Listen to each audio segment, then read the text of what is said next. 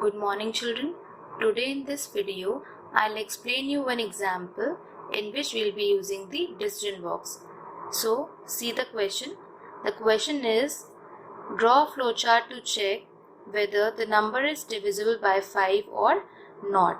So, we have to check whether the given number is divisible by 5 or it is not divisible by 5.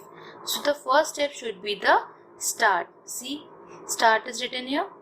Start, then read num. So we are taking the input read num. Okay, so whatever value we'll give, it will be saved in the variable num.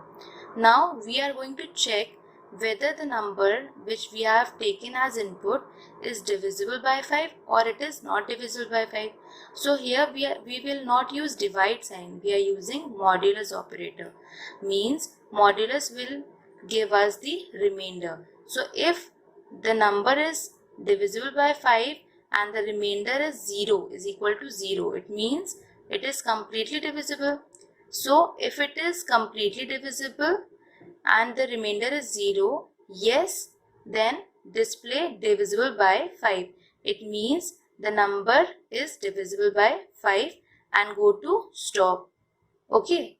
And if this number is not divisible by 5, it means the remainder is not 0. So go to no and display not divisible by 5 and then go to stop.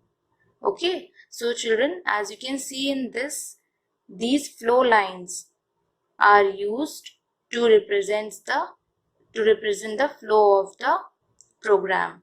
Okay. I hope you have understood it, and now you will practice it on your own and let me know whether you have understood or you have any problem.